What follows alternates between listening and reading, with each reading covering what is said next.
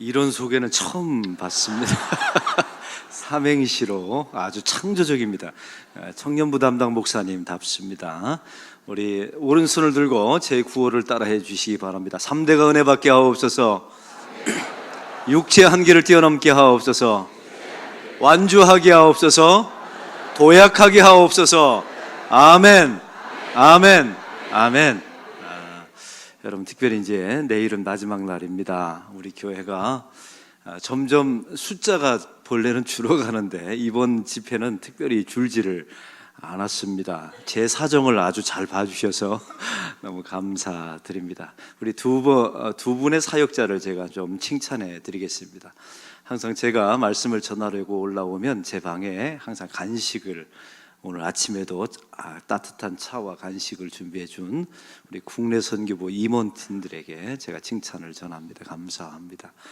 또 우리 대표 순장님들이 또 아침마다 항상 1시간 먼저 나오셔서 출석 체크해 주시고 우리 공동체 순원들을 잘 맞이해 주셔서 너무 감사드립니다. 특별히 한 가지 말씀드린 것은 내일은 우리 다음 세대를 위해서 특별히 헌금하는 날이고 다음 세대 사역을 위해서 또 푸디아티 사역을 위해서 쓰여지게 될 것입니다. 여러분 기도로 꼭 준비해 주시기를 부탁드립니다. 그리고 내일 마지막 날이라 우리 유구원 목사님의 멘트를 하겠습니다. 하루만 나오면 모든 게 다 용서됩니다. 내일 하루만 마지막 잘 나오셔서 완주해 주시기를 부탁을 드립니다.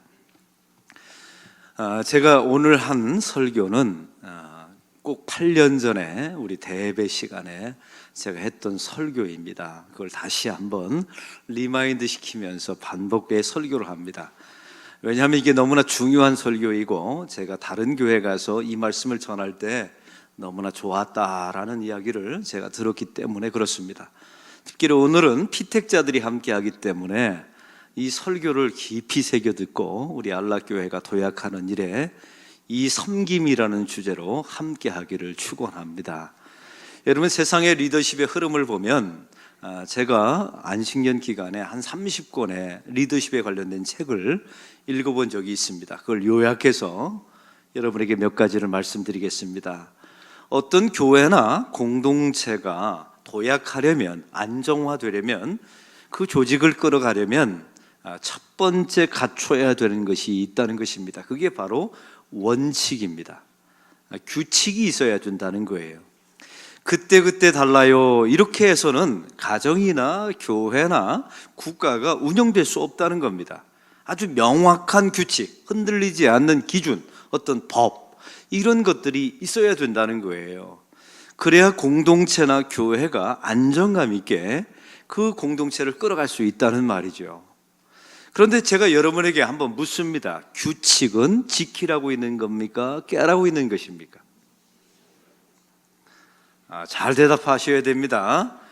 규칙은 지키라고 있는 겁니까? 깨라고 있는 것입니까? 둘로 나눠줬어요. 한쪽 그룹은 지키라고 있다고 말하고 한쪽 그룹은 깨라고 있다고 말했어요. 근데 이걸 두 종류의 사람에게 말해봤답니다. 공무원과 학교 선생님에게 말했더니 모두 다 100% 지키라고 있는 것입니다 라고 대답했다는 거예요. 그런데 사업을 하는 분들에게, IT 업종이나 사업을 하는 분들에게 이 말을 했더니 모두 다 어떻게 하셨어요? 규칙은 깨라고 있는 것입니다 라고 대답을 했다는 겁니다. 여러분, 규칙은 깰 수 있는 사람이 있어요. 두 가지 조건입니다. 이 규칙을 깰 수 있는 자격은 누구에게 주어지냐면, 첫 번째, 이 규칙을 만들어낸 사람만 깰 수가 있어요. 그리고 두 번째는 그 규칙을 완벽하게 지켜낸 사람만 깰 수가 있는 겁니다. 여러분, 교회도 마찬가지예요. 교회 안에 규칙이 있어요. 그 규칙을 만든 사람이 깰 수 있는 자격이 있고 그 규칙을 완벽하게 지켜낸 사람만 깰 수 있는 자격이 있는 거예요. 바로 이것이 조직 안에, 교회나 공동체 안에 지켜져야 된다는 것입니다. 우리 예수님께서 안식일을 왜 깨셨나요? 그것 때문에 예수님 십자가에 죽으셨잖아요. 여러분, 구속사적으로 보면 인류의 전체 죄를 대속하기 위해서 이 땅에 오셨지만, 사실은 유대주의적인 입장에서 보면 예수님은 두 가지 때문에 죽임을 당했어요. 첫째는 안식일을 범하였기 때문이요, 두 번째는 하나님을 자기의 친아버지라 말씀하셨기 때문이라. 안식일을 깼기 때문에 그렇습니다. 여러분, 왜 예수님은 안식을 깼을까요? 안식일을 제정하신 분이시니까요. 할렐루야. 예수님이 천지 창조할 때 안식일을 만드신 분이세요. 그리고 예수님은 그 안식일의 정신을 가장 완벽하게 지켜냈던 분이에요. 그러니 그분은 깰 자격이 있었던 겁니다. 할렐루야. 여러분, 이런 규칙 때문에, 규칙만 가지고 공동체나 교회나 가정이 운영되는 게 아닙니다. 법이요, 사실은 맞지만 가장 삭막하지 않습니까? 법이 필요하지만 법이요라고 말하는 공동체는 좋은 공동체가 아니에요. 그래서 나온 그 다음의 주제가, 리더십의 주제가 소통이었습니다. 한번 따라해 봅시다. 소통해야 합니다. 여러분, 요즘 대학교 여기 교수님들이 계시는데 15년 전만 해도 황당한 일이 벌어졌어요. 옛날에는 교수가 학생을 평가했거든요. 근데 요즘은요, 학생이 교수를 평가합니다. 그리고 동료가 동료를 평가해요. 여러분, 세상에 왜 이런 시스템을 만들어냈을까요? 감히 어떻게 학생이 교수를 평가해요? 근데 왜 세상이 이렇게 만들어 놓은 이유가 있어요. 소통하지 않으면 죽는다는 겁니다. 공동체가 사라진다는 거예요. 이걸 현대 흐름에 따라서 그래서 소통해야 된다는 리더십을 우리에게 공동체와 교회가 가르쳐 주는 겁니다. 가정 안에서도 내가 네 애비다, 지켜라, 이런 세상은 지나갔어요. 이제는 설득해야 합니다. 한번 따라해 봅시다. 설득하든지 설득당하든지 이걸 해내셔야 돼요. 교회도 내가 목사니까 당신들 평신도론 지켜라, 이게 되는 게 아니에요. 될 리가 없지요. 왜요? 다 세상에서, 대학에서 자기 교수를 평가하고 교회에 왔는데요. 설득하든지 설득당하든지, 가정에서도 마찬가지입니다. 합리적인 이유를 대어서 설득하든지 설득당하든지, 아니면 성경의 권위에 따라 말씀하세요. 이건 하나님께서 말씀하신 것이다. 이런 것들이 지켜져야 된다는 거예요. 그래서 소통해야 합니다. 여러분, 소통으로 조직이 움직여집니까? 가정과 교회와 세상에서 보면 소통만으로도 되지 않아요. 그래서 마지막으로 나온 주제가 섬김이었습니다. 한번 따라해 봅시다. 섬겨야 합니다. 제너럴 일렉트릭스나 슈레패커드 같은 회사들이 요즘 최근에 자기의 직원들과 임원들을 가리키는 리더십의 주제가 섬김입니다. 그 섬김의 주제가 서번트 리더십이라고 말하거든요. 근데 참 놀라운 사실은 이런 슈레패커드나 제너럴 일렉트릭스가 자기들의 섬김의 모델로 가리키는 인물이 누구냐면 예수님이셨어요. 저는 우리 예수님이 뜨는 세상이 올 줄 알았습니다. 사랑하는 성도 여러분, 한번 생각해 보세요. 기업은 이윤을 추구하는 단체입니다. 아주 냉혹한 양육강식이 벌어지고 있는 현장이 아닙니까? 저 사람이 죽어야 나는 살고, 이런 양육강식의 원리가 벌어지고 있는 공동체인데, 참 놀라운 사실은 그런 살벌한 기업 속에서 섬김을 가리키고 있다는 사실이에요.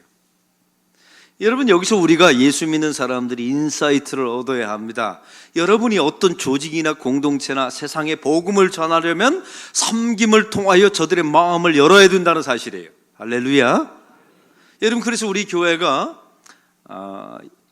관계전도를 통해서 우리가 항상 외우는 말이 있죠. 목구멍이 열리면, 한번 따라 봅시다. 목구멍이 열려야 마음이 열립니다. 여러분, 목구멍을 어떻게 열 수 있어요? 먹을 걸 사주면 되는 거예요. 여러분, 메가 같은 데 가면 시식 코너가 있지 않습니까? 그냥 준 거 아닙니다. 그 사람들이 다 마케팅의 원리에 의해서 세상에 공짜는 없거든요. 이걸 목구멍을 열어야 마음이 열린다는 빚진 마음을 갖게 해서 사게 만드는 거예요. 다 이유가 있어요. 바로 이런 섬김의 원칙에 따라 교회나 가정이나 조직을 움직여 가려고 세상이 굉장히 노력하고 있다는 사실이에요. 이제 묻습니다. 여러분은 가정의 사역자이지 않습니까? 또 교회 사역자이잖아요. 여러분은 섬김에 훈련이 되어 있습니까? 예수님에 관련된 영화가 있었습니다. 지저스 크라이스트에 관련된 예수님의 영화, 처음 태어나면서부터 승천할 때까지의 일대기를 다룬 영화가 있었어요. 그 영화를 두 종류의 사람에게 이제 보여준 겁니다. 예수를 잘 믿는 사람과 예수를 전혀 믿지 않는 사람에게 보여주었어요. 그리고 이제 설문조사를 했습니다. 어느 대목에 이 예수님의 전체 일대기에 어느 대목에 가장 큰 감동과 은혜를 받았냐고요.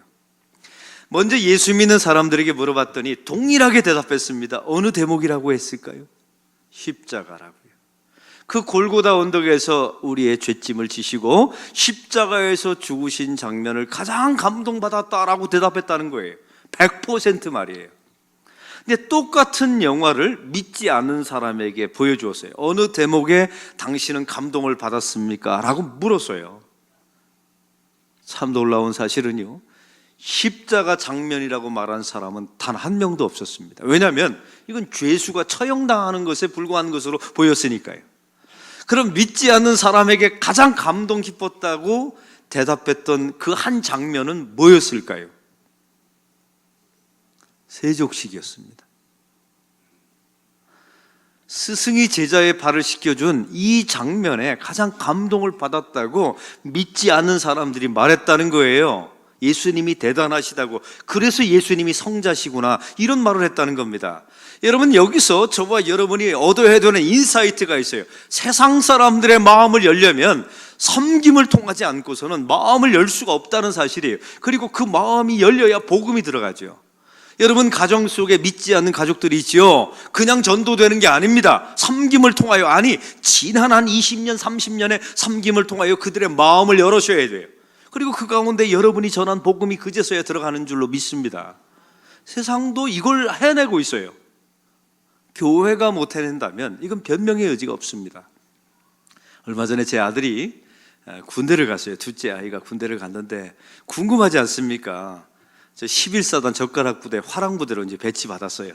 벌써 훈련 7주를 마치고 이제 배치를 받았습니다. 근데 얼마 전에 기가 막힌 일이 하나 벌어졌어요. 전화가 딱 하나 왔는데, 이게 윤성산 부모님 되시죠? 예, 부모님입니다. 제가 성산이의 대대장입니다 그러더라고요. 그래서 계급이 뭡니까 했더니 중령이라고 하더라고요. 중령이, 여러분, 군대에서 이등병과 중령은 만날 일이 별로 없는 관계예요. 근데 중령이 저한테 전화를 해서 부모님의 아드님을 제가 잘 보호하고 있습니다, 건강하게 지켜서 제가 제대시킬 테니 안심하십시오 그러더라고요. 저는 두 가지 생각이 들었어요. 첫 번째는 너무 어이없는 생각이 들었어요. 왜냐하면 제 군대 생활에 그런 일은 일어나지 않았거든요. 이 중령이, 대대장이 휴전선을 지켜야지 이등병을 지키고 있더라고요. 이 나라가 이게 진짜 엉망돼가고 있는구나. 그래서 제가 그랬어요. 거기다가 제 아들을 강한 전사로 키워주십시오. 강한 군인으로 키워주십시오. 여러분, 지금 우리가 이번에 핵이 협상이 불발되어서 여러분 마음속에 혹시 통일이 되거나 휴전선이 이제 열리거나 이렇게 될 거라고 생각했지요. 쉽지가 않습니다. 저도 제 아들이 태어났을 때 제 아들은 군대 안 갈 줄 알았거든요. 근데 군대 가고 있지 않습니까? 여러분의 손자도 군대 갈 가능성이 있어요. 그래서 강한 군대로 키워내셔야 되는 거예요. 이것 때문에 약간 어이없었어요. 또 한 가지는 감동이 있었습니다. 야, 대대장의 중령이 이등병의 상황을 저렇게 부모에게 말해주는 군대가 되었구나. 세상이 참 많이 바뀌었다 하면서 또 감동도 받았습니다. 사랑하는 성도 여러분, 세상은 이렇게 움직여가고 있어요. 근데 교회 안에서 내가 장로니까, 내가 목사니까, 내가 어른이니까 시키는 대로 해야 된다? 말도 안 되는 겁니다. 여러분, 이렇게 해서 되는 문제가 아니었던 거예요. 세상이 이렇게, 군대도 이렇게 돌아가는데 말이죠. 여러분, 교회 공동체가 그래서 하나님 앞에 무릎 꿇고 우리가 죄인임을 고백하면서 교인들을 섬기고 함께하게 될 때 우리 안락교회는 도약하게 될 줄로 믿습니다. 가정도 마찬가지예요. 내가 네 애비인데 이 한마디 하는 순간에 여러분이 평생 자식을 섬긴 게 다 수포가 되는 거예요. 오히려 부모님이 나같이 부족한 애비를 만나서 네가 고생한다, 이 한마디 하면요, 그 자녀들은 다 효자가 됩니다. 효녀가 돼요. 나같이 부족한 부모 만나서 너 공부 못 시켜서 내가 너를 뒷바라지 못해서 미안하다, 이 한마디 하면 되는데 부모들이 이 한마디를 못해요. 내가 어떻게 키웠는데, 어떻게 키우긴 어떻게 키워요? 그렇게 키웠죠. 내가 너를 얼마나 쎄 빠지게 공부시켰는데 하면 애들이 뭐라고 하는 줄 아세요? 누가 공부시키라고 했습니까? 여러분 아닌 줄 아세요? 애들이 다 지 속마음을 쓴 글이 있었어요. 내가 부모님에게 원하는 건 그런 게 아니라는 겁니다. 그냥 함께하고 울어주고 힘들 때 옆에 기둥처럼 서 있는 그런 부모님을 원한다는 사실이죠. 할렐루야. 그러면 우리가 이렇게 섬김의 리더십, 섬김의 도를 가지고 살아가면 우리가 섬깁시다 하면 되는 겁니까? 여러분 이게 되는 게 아니에요. 우리 몸에 맞질 않고요. 우리는 다 자기 중심적인 사람들이라 자기 자신을 섬기는 데 익숙하거든요. 그래서 누군가를 섬기는 게 쉽지 않습니다. 그래서 하나님의 백성들은 날마다 성령 충만해야 될 줄로 믿습니다. 또 한 가지는요, 우리가 어떻게 예수님으로부터 섬김을 받았는지를 알고 경험한 것만큼 섬길 수 있다는 사실이에요. 교회 안의 사역도 마찬가지입니다. 여러분 사랑은 아무나 하는 게 아니에요. 이게 노래 가사처럼 들리시는데 사랑은 아무나 하는 게 아니에요. 사랑을 받아본 사람이 사랑하는 겁니다. 여러분 고기도 누가 먹어요? 먹어본 사람이 하는 거예요. 고기도 먹어본 사람이 먹는 거예요.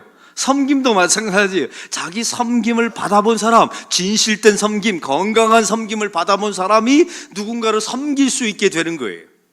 오늘 말씀도 마찬가지입니다. 오늘 말씀을 통하여 2000년 동안 한국교회가 아니면 전 세계 교회가 이 기독교회가 섬깁시다라는 말을 얼마나 설교 많이 했을까요? 근데 여러분에게 한번 묻습니다. 섬겨지던가요? 지속적으로 끊임없이 조건 없이 대가 없이 사심 없이 여러분 누군가를 섬겨지게 되던가요? 이게 그냥 되는 게 아닙니다. 그래서 우리는 항상 말씀 앞에 돌아와서 우리가 주님으로부터 어떤 섬김을 받았는지를 날마다 깨닫고 고백하셔야 돼요. 오늘 말씀의 상황은 이렇습니다. 예수님께서 십자가를 지러 이제 예루살렘으로 입성하실 때입니다. 얼마나 긴장되는 상황입니까? 우리 예수님이 비장한 마음을 가지고 올라가시는 상황이었어요. 그런데 세베대의 아들들의 어머니가 찾아와서 로비를 합니다. 예수님, 당신의 나라가 임할 때 오른편 우편의 자리가 있을 것 아닙니까? 내 아들, 두 아들 야고보와 요한을 앉혀주십시오라고 로비합니다. 스카이캐슬이 이때만 있는 게 아니라 이때도 있었어요. 어머니 치맛바람이 바로 여기도 있었던 거예요. 여러분 예수님이 기가 막힌 겁니다. 나는 십자가를 지러 가는데 이 제자들은 자리를 탐내고 있거든요. 그때 예수님께서 바로 오늘 이 말씀을 전한 겁니다. 인자가 온 것은 섬김을 받으려 함이 아니라 도리어 섬기려 하고 자기 목숨을 많은 사람의 대속물로 주려 함이니라. 할렐루야. 이 말씀을 하신 거예요. 오늘 이 말씀 속에서는 예수님께서 우리를 어떻게 섬겨주셨는가가 아주 명확하게 나와 있습니다. 한번 따라해 봅시다. 인자가 온 것은 이걸 세번역 성경에 보면 이렇게 나와 있습니다. 하나님의 아들이 높고 높은 보좌를 버리시고 사람의 몸으로 이 땅에 오신 것은 이렇게 나와 있어요. 사람의 몸으로 입고 오신 것이 최고의 섬김이라는 겁니다. 여러분 왜 이것이 최고의 섬김일까요? 두 가지 이유 때문에 그렇습니다. 첫 번째는 저와 여러분의 죄와 사망의 문제를 해결하기 위해서 사람의 몸을 입고 오신 줄로 믿습니다. 사람은 모두 다 죄인입니다. 모든 사람이 죄를 범하였음에 하나님의 영광에 이르지 못하더니라고 성경은 증언하고 있어요. 의인은 없나니 하나도 없으며 모든 사람이 다 죄인이라는 겁니다. 여러분 제가 이 설교는 우리 안락교회에서 부임해서 다 요 내용은 10번이나 반복했어요. 아니요, 저는 100번이라도 반복할 용의가 있어요. 왜냐하면 이건 외워야 되는 거예요. 완벽하게 외워서 내가 어떤 섬김을 받았는지를 하나님 앞에 날마다 엎드려 고백해야 돼요. 왜? 그래야 섬김이 나오니까요. 건강한 섬김이 그래서 나오는 겁니다. 우리는 다 죄인입니다. 죄인에게 취해지는 한 가지 흉물이 있는데 한번 따라해 봅시다. 죄의 싹은 사망이요. 저와 여러분은 모두 다 사망에 처해져야 합니다. 다 멸망해야 돼요. 여기에 우리 하나님의 딜레마가 있는 겁니다. 하나님은 우리를 사랑하기 위해서 지으셨는데 저와 여러분은 죄와 사망으로 인해서 다 죽어야 되는 존재가 된 거예요. 그렇다고 하나님께서 저와 여러분을 그냥 용서하마라고 말할 수는 없어요. 왜요? 우리 하나님은 두 가지 속성이 있어요.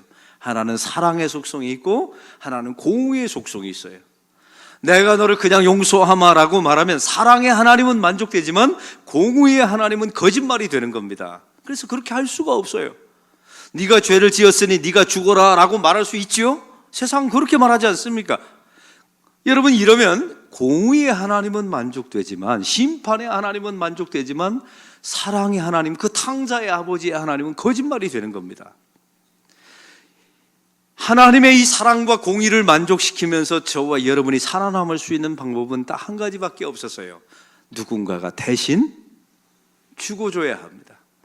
여러분, 대신 죽어주는 분은 반드시 두 가지 조건을 갖추고 있어야 합니다. 첫 번째는 죄가 없어야 돼요. 왜요? 죄가 있다면 자기 죄 때문에 죽는 것 아닙니까? 그래서 죄 없으신 하나님의 아들 예수 그리스도가 대속자로 선택된 거예요. 두 번째 조건이 있습니다. 그것은 반드시 사람이어야 합니다. 왜요? 신은 죽을 수가 없잖아요. 그래서 하나님, 죄 없으신 하나님의 아들이 대속자로 선택되셨어요. 그리고 이 땅에 사람의 몸으로 입고 오셔서 저와 여러분이 죽어야 되는 그 유기, 그 사망을 십자가에서 예수님께서 대신 치루어준 줄로 믿습니다. 여러분, 이것이 인자가 온 것은 이라는 의미예요. 우리 사역자들은 특별히 잊지 마십시오. 이 말씀을 날마다 인자가 온 것은 하나님의 아들이 높고 높은 보좌를 버리시고 죄 없으신 그분이 사람의 아들로 이 땅에 오셔서 나를 위해서 십자가에서 죽으신 것은, 이걸 날마다 암송하시고 날마다 기억하시고 날마다 선포하십시오. 그런 사람에게 놀라운 섬김의 역사가 나타나게 될 줄로 믿습니다. 왜냐하면 이게 최고의 섬김이었으니까요. 두 번째 이유가 있습니다. 여러분, 인자가 온 것이라는 의미는 한번 따라해 봅시다. 우리와 같아지셨다, 이런 의미예요. 우리가 살아가면서 고통 속에 있을 때 뭐라고 말합니까? 하나님, 왜 나만 이런 고통을 당합니까? 아니요, 예수님도 그 고통을 2000년 전에 사람으로 당하셨어요. 왜 나만 이 죽음의 공포에서 시달려야 합니까? 아니요, 예수님도 하나님, 할 수 있거든 이 잔을 내게서 떠나가게 하옵소서 라고 기도했던 완벽한 인간이자 완벽한 하나님이셨어요. 여러분, 그래서 우리가 살아가면서 왜 나만 이 고통의 자리, 이 외로움의 자리에 있습니까? 라고 말하지 마십시오. 인자가 온 것은 이라는 말씀은 내가 너와 같아졌다라는 의미로 여러분의 귀 속에, 여러분의 심령 속에 들려야 할 줄로 믿습니다.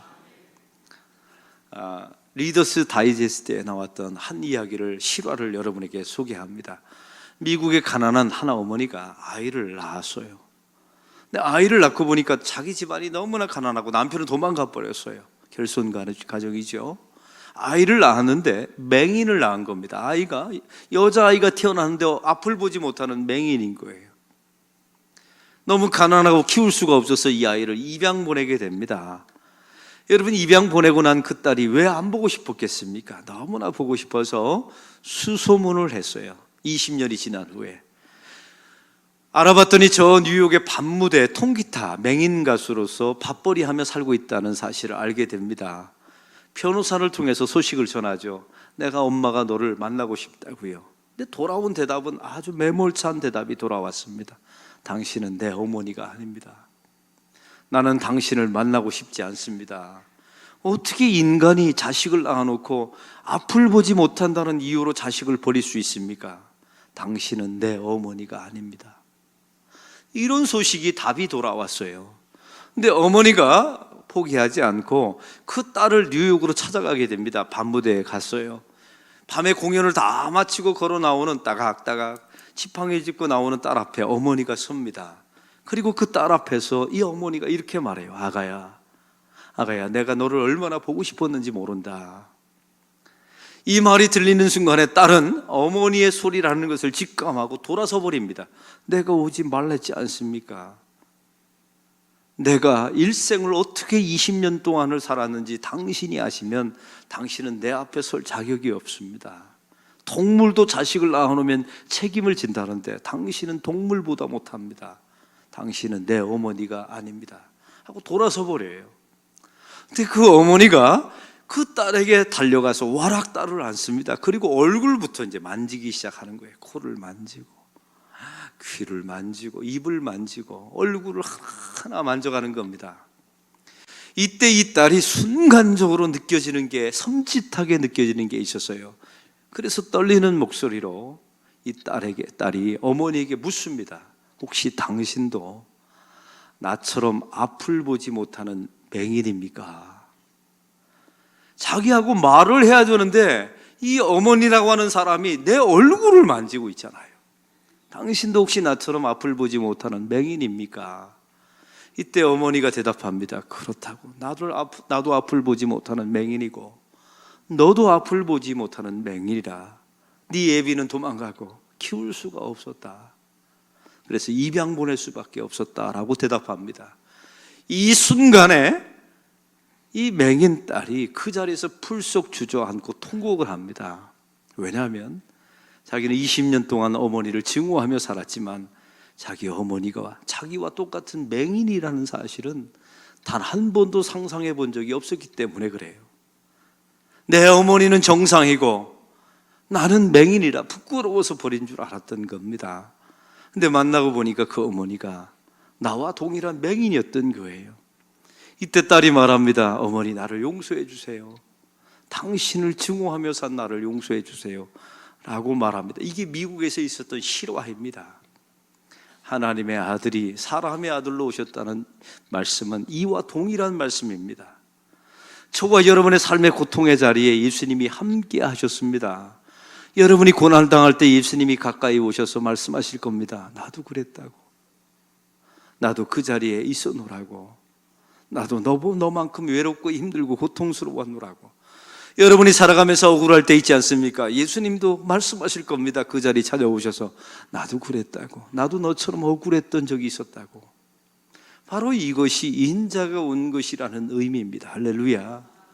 여러분, 이런 고백이 여러분 안에 있어야, 여러분 이런 섬김을 우리가 받았다는 신앙 고백이 있어야 누군가를 섬길 수 있는 능력이 나타난 줄로 믿습니다. 우리가 죄악 가운데 거할 수밖에 없고 우리는 멸망할 수밖에 없는 존재였어요. 하나님의 아들이 사람의 몸을 입고 오셔서 우리의 죄를 사해 주셨습니다. 우리와 같아 주셨어요. 이런 신앙 고백 없이 섬기는 사람은 특징이 있어요. 그 섬김 반짝하고 맙니다. 오래 못 가요. 참 놀랍죠? 여러분, 피택되고 임직자가 되는 순간에 뻣뻣해지는 사람이 있어요. 우리 교회 말고 딴 교회.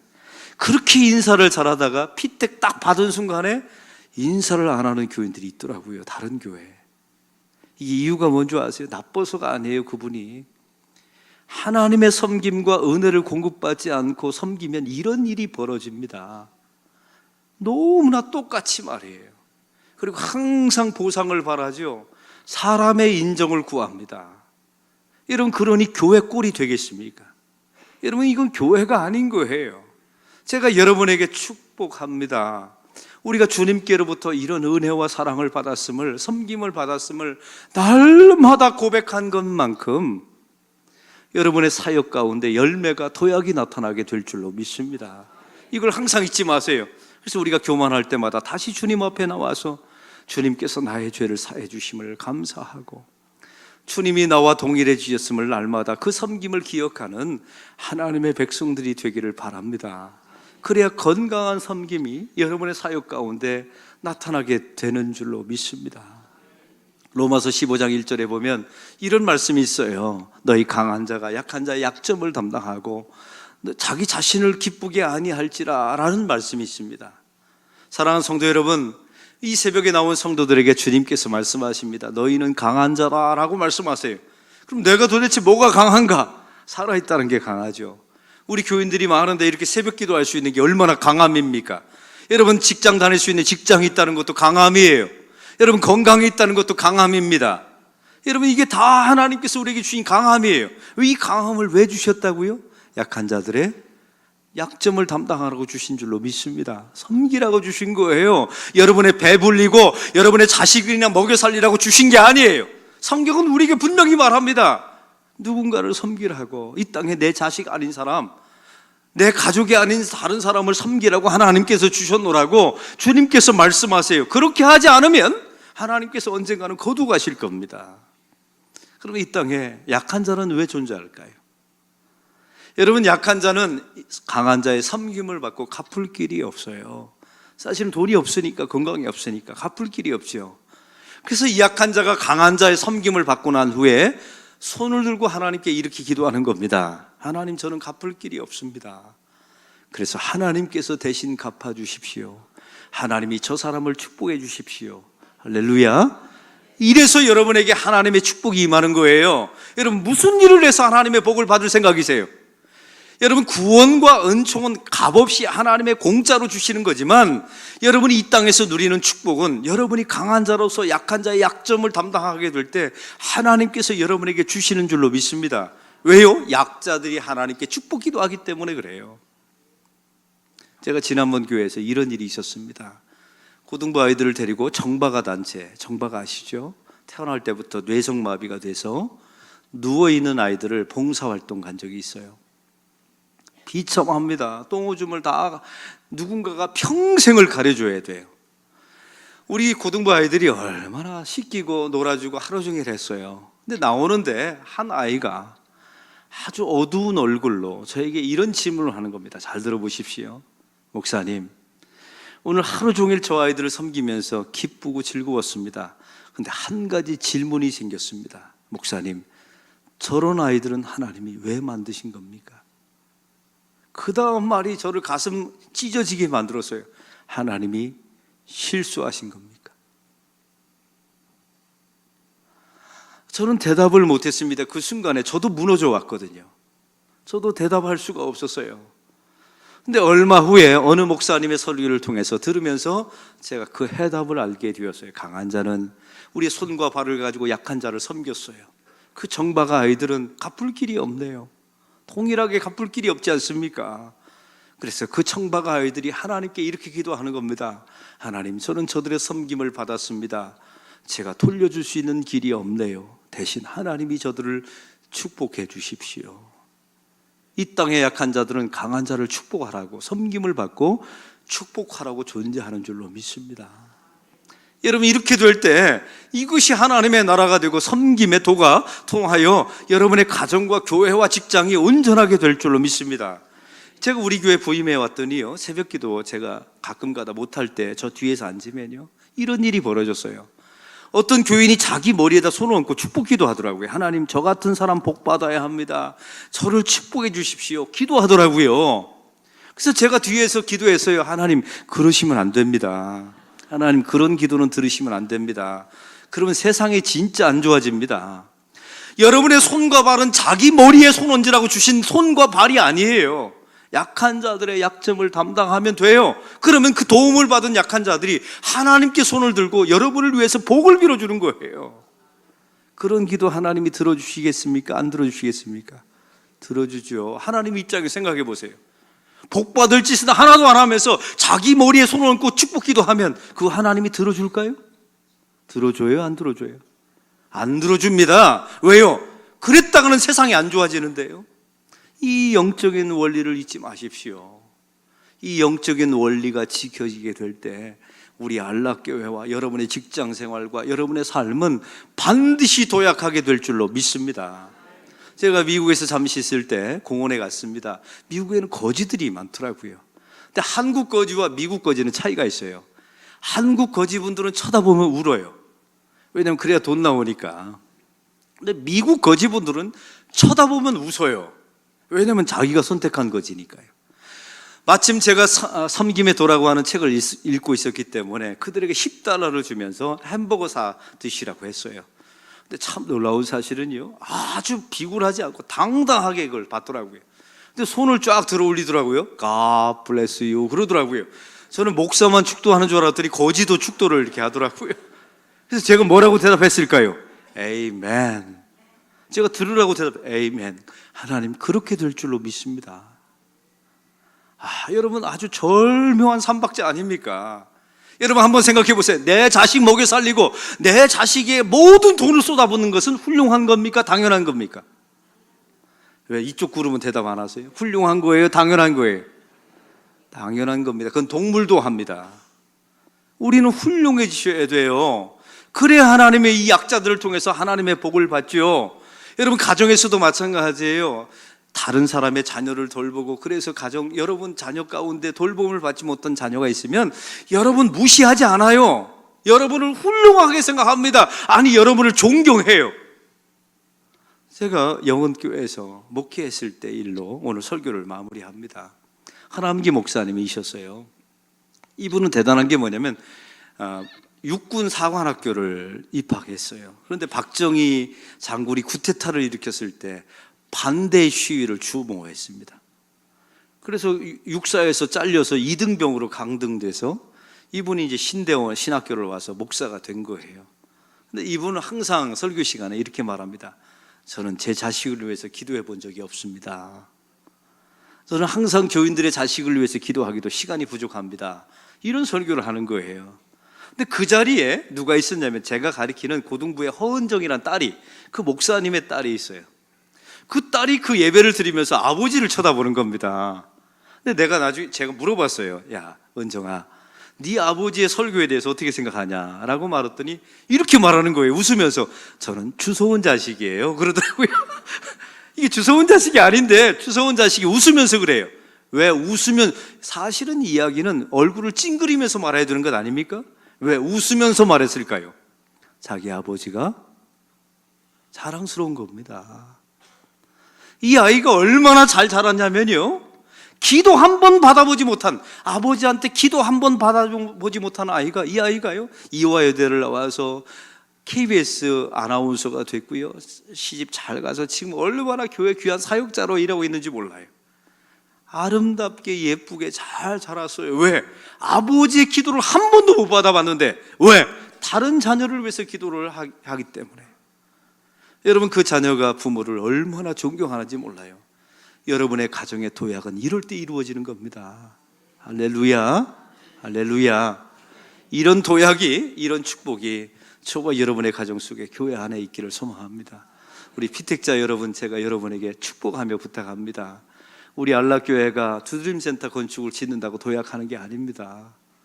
이런 섬김의 도가 우리의 삶 속에 교회 안에 지켜지게 될 때 우리 교회는 너무나 놀랍게 도약하게 될 줄로 믿습니다. 또 여러분의 가정도 도약하게 될 줄로 믿습니다. 이런 도약의 역사가, 은혜가 여러분의 가정 속에, 대물림 속에 있기를 주의 이름으로 축원합니다. 우리 다 같이 오늘 말씀을 생각하면서 주가 일하시네, 날이 저물어 갈 때 빈들의